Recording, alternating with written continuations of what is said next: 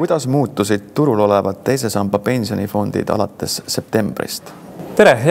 Pensionifondide tasud septembrist tegid läbi olulise languse, et kui turul tervikuna oli haldustasumäär circa 1,0%, siis alates septembrist on see circa 0,7% ja tegelikult see nüüd lähitulevikus väheneb veel, et juba veebruarist kukub kuskil 0,6% juurde.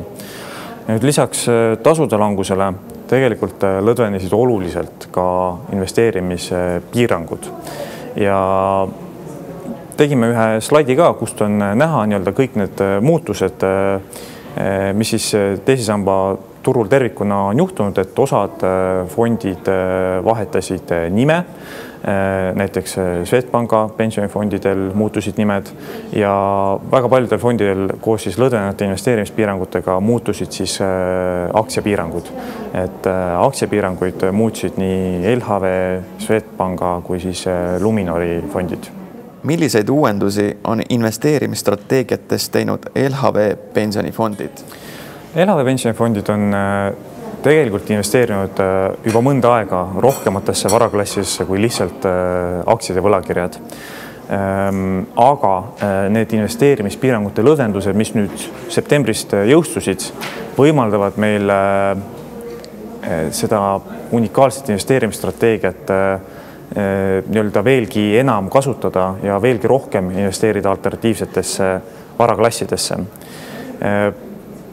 Tegime ühe väikse tabeli meie pensionifondide 10 aasta tootlustest. Tabelist on näha, et meie fondide tootlused, annualiseeritud tootlused on jäänud siis pluss 3,1 ja pluss 4,8% vahele aastas. Ja me usume, et investeerimispiirangute lõdvendamine loob tegelikult head eeldused selleks, et tulevikus oleks nende fondide tootlus senisest kõrgem. Nüüd need muudatused ise meie fondide lõikes tegelikult sellist nagu riskiloogikat kuidagi muutnud, et jätkuvalt on meie kõige konservatiivsem pensionifond LHV pensionifond XS ja kõige agressiivsem siis XL, et lähebki siis XSS, ML ja XL. Ja kuigi need fondid investeerivad kõik päris mitmesse erinevasse varaklassi, siis ikkagi igal fondil on selline üks varaklass, kuhu ta rohkem investeerib. Et XL-i puhul on selleks siis börsil noteeritud aktsiad, L-i puhul siis börsil noteerimata aktsiad ehk erakapital, M-i puhul kinnisvara, S-i puhul börsil noteeritud võlakirjad ja XS-i puhul siis kõik sellised madala või väga madala riskiga võlakirjad. Millised muudatused jõustusid LHV indeksfondide portfellis?